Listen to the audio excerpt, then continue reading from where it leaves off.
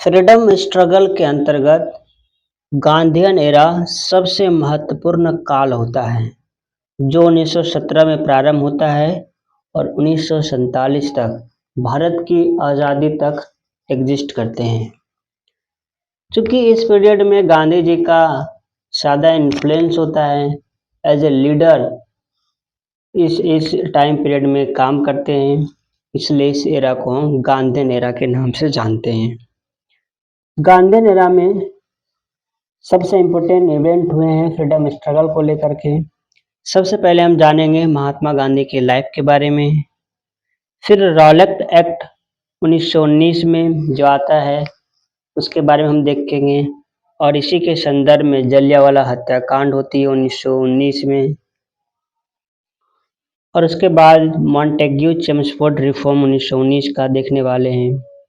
फिर खिलाफत movement 1920-22, non cooperation movement असहयोग आंदोलन 1920-22 में गांधी जी के द्वारा नेशनल वाइज स्टार्ट किया जाता है, उसे हम देखेंगे। फिर स्वराज पार्टी 1923 की, 1927 में साइमन कमीशन भारत आता है, उसका अध्ययन करेंगे। फिर नेहरू रिपोर्ट 1928 में आती है, और 1929 की लाहौर सेशन जिसमें पूर्ण स्वराज अडॉप्ट किया जाता है, और 1930 में सिविल डिसओबीडिएंट मूवमेंट सविनय अवज्ञा आंदोलन प्रारंभ की जाती है, और इसके लिए दांडी मार्च प्रारंभ किया जाता है। फिर 3 राउंड टेबल कॉन्फ्रेंस होंगे, दूसरे में गांधी जी पार्टिसिपेट करेंगे लंदन में, और फिर पूना पैक्ट होगा गांधी जी और अंबेडकर के बीच में 1932 में, और फिर 1935 में गवर्नमेंट ऑफ इंडिया एक्ट आएगा। चूंकि 1939 में सेकेंड वर्ल्ड वार प्रारंभ हो गया था, तो इंडियन का सहयोग प्राप्त करने के लिए अगस्त ऑफर आएगा 1940 में, और फिर गांधी जी 1940-41 में इंडिविजुअल सत्याग्रह प्रारंभ करेंगे। 1942 में दोबारा से कोशिश होगा अंग्रेजों की इंडियन से सहयोग प्राप्त करना, और इसलिए क्रिप्स मिशन को भेजता है, लेकिन गांधी जी इस बार एक्शन मोड में आते हैं। क्विट इंडिया मूवमेंट भारत छोड़ो आंदोलन 1942 में प्रारंभ करेंगे, और हिंदू और मुसलमानों के बीच जो प्रॉब्लम चल रही है उसको सॉर्ट आउट करने के लिए CR फार्मूला 1944 में आएगा, और शिमला समझौता होता है बेबल प्लान के तहत 1945 में। फिर INA ट्रायल 1945 में होगा, और फिर जब 1946 में कैबिनेट मिशन भारत आता है, जिसके जरिए संविधान सभा की स्थापना होती है, और 1947 वो टाइम पीरियड आता है जहां पर माउंटबेटन प्लान आते हैं, और माउंटबेटन प्लान भारत की आज़ादी को लेकर के आता है, और अंततः इंडियन इंडिपेंडेंट एक्ट 1947 पास होते हैं, और 15 अगस्त 1947 को भारत को आज़ादी मिल जाती है। तो ये सारे इवेंट हम वन बाय वन देखेंगे। सबसे पहले हम देखते हैं महात्मा गांधी के लाइफ के बारे में।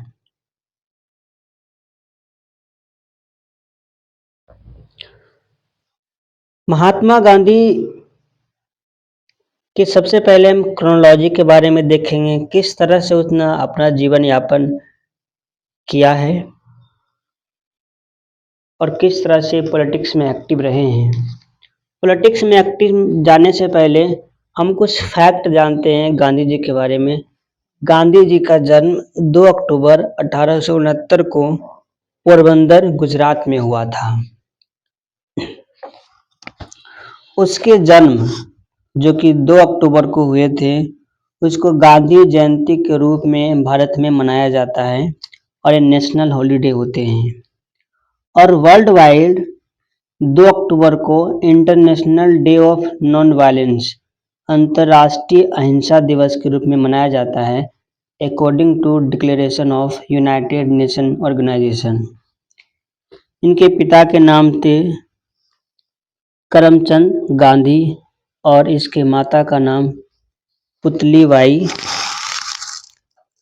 इसके पॉलिटिकल गुरु थे गोपाल कृष्ण गोखले, और गांधी जी के प्राइवेट सेक्रेटरी 2 लोग बने हैं। 1917 से 42 के बीच में महादेव देसाई, और फिर 1942 से 1948 के बीच में प्यारेलाल नैयर, ये दोनों प्राइवेट सेक्रेटरी, प्राइवेट सचिव थे गांधी जी के। गांधी जी पर कुछ साहित्यों का भी प्रभाव पड़ा है, जैसे जॉन रस्किन की लिखी पुस्तक अनटू दिस लास्ट। उसी तरह से बाइबिल और गीता का भी प्रभाव गांधी जी के जीवन में रहा है। वहीं लिटरेरी वर्क गांधी जी ने भी किया है, जैसे 1908 में गांधी जी सर्वोदय को लिखा, जो कि अंडो द लास्ट का गुजराती में ट्रांसलेशन है।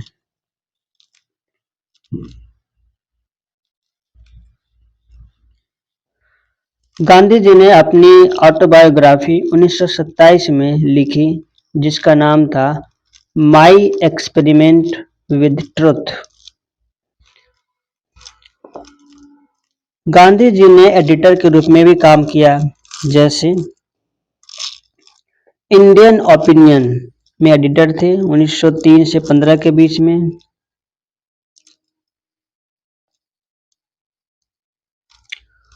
और इंग्लिश और गुजराती में और साथ में हिंदी और तमिल में भी कुछ पीरियड के लिए भी एडिटर रहे।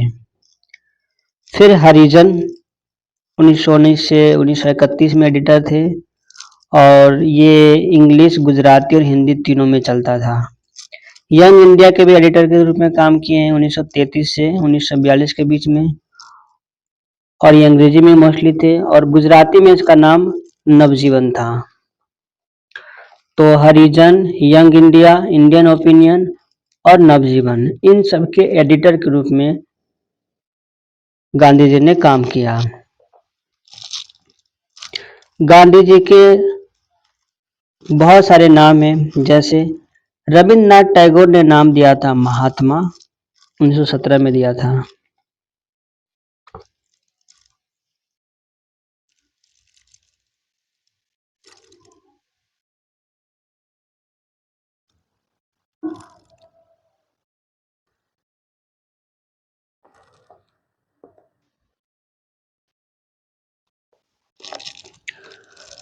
इसके अलावा महात्मा गांधी को विंस्टन चर्चिल ने 1931 में कहा था अर्धनग्न फकीर, और वहीं 1944 में सुभाष चंद्र बोस ने गांधी जी को कहा था राष्ट्रपिता, अर्थात फादर ऑफ द नेशन। अब हम देखते हैं कि गांधी जी के टाइम पीरियड में जो इम्पोर्टेंट इवेंट हुए हैं उसकी क्रोनोलॉजी देखते हैं। जैसे सबसे पहले गांधी जी 1893 से 1914 तक साउथ अफ्रीका में रहे, और इसकी प्रारंभ 1893 से होती है, 1893 से, जब वो ट्रेन से साउथ अफ्रीका के लिए रवाना होते हैं। और इसी दौरान 7 जून 1893 को पीटर मैरिटबर्ग स्टेशन पर फर्स्ट क्लास से गांधी जी को धक्के मारकर फेंक देता है ट्रेन से, और इस तरह से वो उसका रेशियल डिस्क्रिमिनेशन को एक्सपीरियंस करते हैं। उसके बाद 1894 में गांधी जी नटाल इंडियन कांग्रेस की स्थापना करते हैं, और 1899 में इंडियन एम्बुलेंस कोर की स्थापना करते हैं। उस दौरान बोर युद्ध चल रहा होता है, और इसी बोर युद्ध में जो स्थापना किए थे इंडियन एम्बुलेंस कोर, और इसी में बहुत सारे काम किए उसने, और इसी में 1914 में कैसर हिंद की उपाधि गांधी जी को दी गई थी, और 1914 में गांधी जी हमेशा हमेशा के लिए साउथ अफ्रीका को छोड़कर भारत आ गए। अब हम देखते हैं कि गांधी जी भारत में आए हैं, उसके बाद क्या इवेंट होता है। तो हम इंडिया में 1915 से 1948 उसकी मृत्यु तक का टाइम पीरियड हम देखते हैं। पहले 1915 में गांधी जी बॉम्बे आते हैं।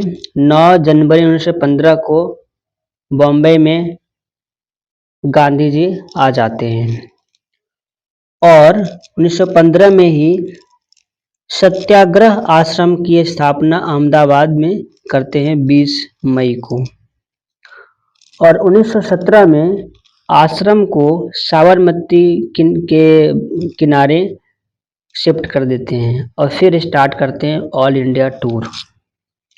फिर 1916 में Gandhi ji delivered a speech on the occasion of opening ceremony of Banaras Hindu university, और टाइम होता है 4 फरवरी के दिन। और अब तक गांधी जी एक्टिव पॉलिटिक्स से अपने आप को दूर रख रहे हैं। हालांकि उसने लखनऊ सेशन को अटेंड किया था जो दिसंबर 1916 में इंडियन नेशनल कांग्रेस का हुआ था, और वहीं पर राजकुमार शुक्ल जो बिहार से किसान थे उसकी मुलाकात गांधी जी से होती है, और गांधी जी को वो रिक्वेस्ट करते हैं चंपारण आने को। फिर टाइम पीरियड आता है 1917, जहां पर गांधी जी एक्टिव पॉलिटिक्स में एंटर करते हैं विद चंपारण कैंपेन, और जो राजकुमार शुक्ल ने उसको रिक्वेस्ट किया था उस रिक्वेस्ट को मान करके इंडिगो प्लांटर की प्रॉब्लम्स को सुनने के लिए नीलहों जो नील की खेती को लेकर के 3 कठिया पद्धति थी उसको लेकर जो नाराजगी चल रही थी उसी के खिलाफ अप्रैल 1917 में चंपारण सत्याग्रह प्रारंभ किया जाता है गांधी जी के द्वारा। और चंपारण सत्याग्रह was his first civil disobedient movement in India।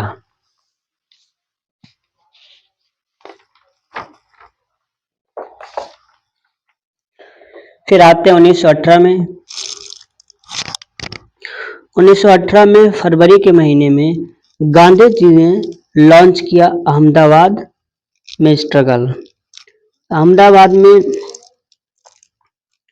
जो स्ट्रगल किए थे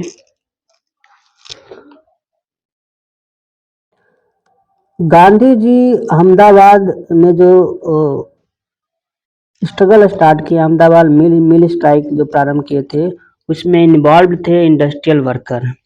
वो इंडस्ट्रियल वर्कर के लिए उसने हंगर स्ट्राइक किया था, भूख हड़ताल किया था, और फर्स्ट टाइम हंगर स्ट्राइक को एज ए वेपन, हथियार के रूप में फर्स्ट टाइम गांधी जी के द्वारा प्रारंभ किया गया था अहमदाबाद स्ट्रगल में। वहीं मार्च 1918 में गांधी जी किसानों के लिए काम किए और गुजरात में खेड़ा में आंदोलन किया। तो खेड़ा सत्याग्रह 1918 में मार्च के महीने में होता है, जहां पर फसल के फेल कर जाने की वजह से प्रॉब्लम में थे किसान, और वो पे नहीं कर पा रहे थे रेंट को, और इस वजह से गांधी जी ने कुछ रिलैक्सेशन दिलवाया। और इस तरह से आप देख सकते हो कि खेड़ा सत्याग्रह के बारे में ऐसा भी कह सकते हो कि फर्स्ट नॉन कॉपरेशन मूवमेंट था गांधी जी का। तो ओवरऑल क्या 2-3 बातें याद रखनी है। 1917 का चंपारण सत्याग्रह गांधी जी का भारत में फर्स्ट सिविल डिसोबीडिएंट मूवमेंट था। फिर 1918 में, फरवरी 1918 में अहमदाबाद सत्याग्रह जो इंडस्ट्रियल वर्कर के लिए था, फर्स्ट हंगर स्ट्राइक के रूप में इस्तेमाल हुआ था। वही मार्च 1918 का खेड़ा सत्याग्रह फर्स्ट नॉन कॉपरेशन मूवमेंट, पहला असहयोग आंदोलन के रूप में था।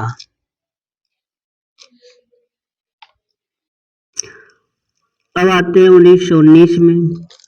1919 में गांधी जी ने रॉलेट एक्ट के खिलाफ सत्याग्रह की घोषणा कर दी, और 6 अप्रैल 1919 को जब रॉलेट एक्ट के खिलाफ घोषणा की गई तब उस समय पहली बार फर्स्ट टाइम नेशनलिस्ट मूवमेंट में पार्टिसिपेट किया और उसका कमांड अपने हाथों में लिया गांधी जी ने। तो ये first all India political movement था गांधी जी का, रॉलेट सत्याग्रह। और इस दौरान गांधी जी ने कैसर हिंद की उपाधि को रिटर्न कर देता है, जो कि गोल्ड मेडलिस्ट होते हैं, क्योंकि प्रोटेस्ट के अगेंस्ट और इस प्रोटेस्ट के अगेंस्ट जलियांवाला हत्याकांड भी होता है अप्रैल 13, 1919 को। और इसी संदर्भ में नवंबर 1919 को दिल्ली में ऑल इंडिया खिलाफत कॉन्फ्रेंस होती है, जहां पर गांधी जी को एज ए प्रेसिडेंट नियुक्त किया जाता है। फिर आते हैं 1920 से 22 का टाइम पीरियड। गांधी जी ने नॉन कोऑपरेशन मूवमेंट एंड खिलाफत मूवमेंट प्रारंभ करते हैं 1 अगस्त 1920 से फरवरी 1922 तक। Gandhi ji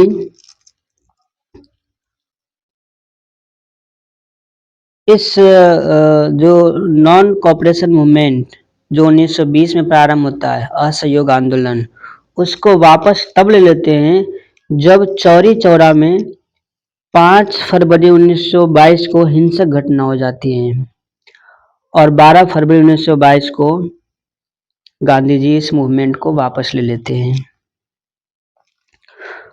non cooperation movement was the first mass waste politics under Gandhi ji.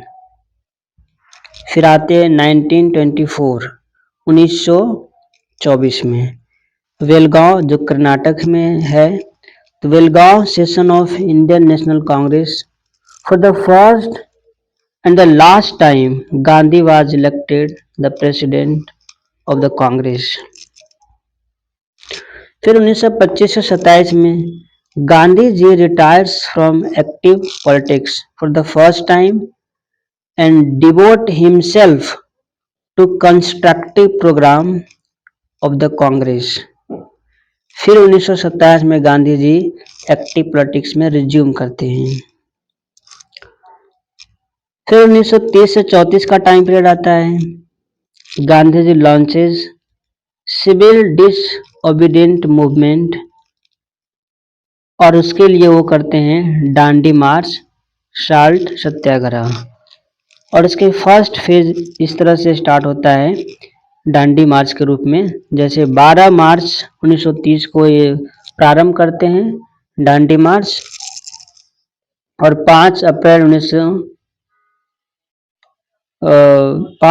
1930 को पहुंच जाते हैं डांडी।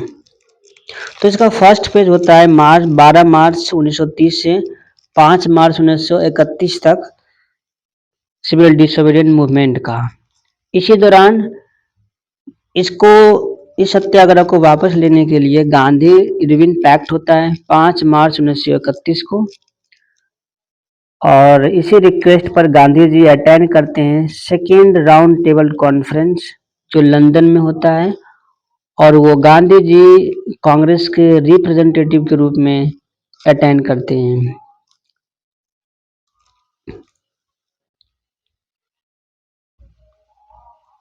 फिर सेकेंड फेज स्टार्ट होता है जनवरी 3 1932 से अप्रैल 1934 तक, सिविल डिसओबीडिएंट मूवमेंट का second phase.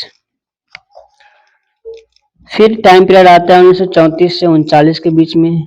Gandhi ji retires from active politics once again and set up Sevagram Wardha आश्रम।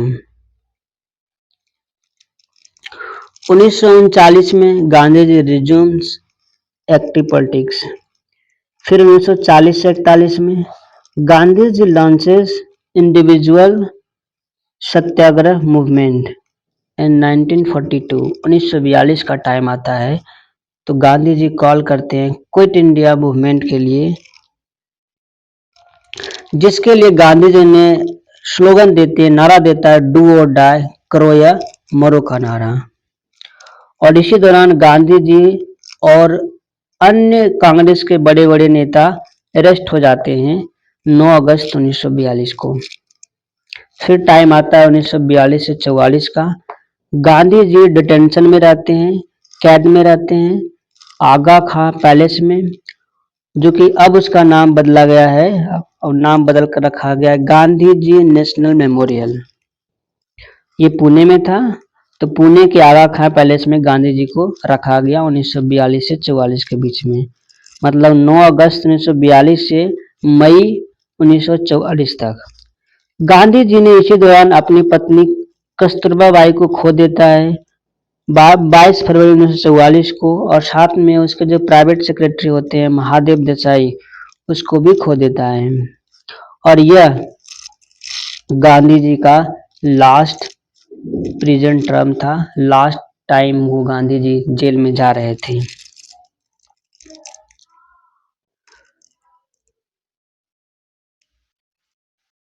1946 का टाइम आता है और 1946 में मुस्लिम लीग का डायरेक्ट एक्शन कॉल होते हैं, जिससे गांधी जी बहुत दुखी होते हैं क्योंकि कम्युनल वायलेंस वहां पर होता है। गांधी जी ट्रेवल करते हैं नोआखली ईस्ट बंगाल, जो अब बांग्लादेश में है, और बाद में कलकत्ता जाते हैं ताकि वहाँ कम्युनल पीस लाई जा सके।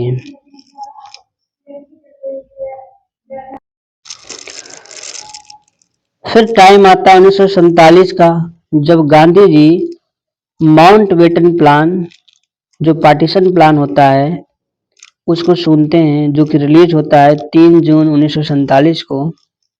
उससे डिस्ट्रेस होते हैं, नाराज होते हैं, परेशान होते हैं, और उस समय वो कलकत्ता में होते हैं ताकि वहां पर जो कम्युनल वायलेंस हुआ है उसको रीस्टोर कर सके।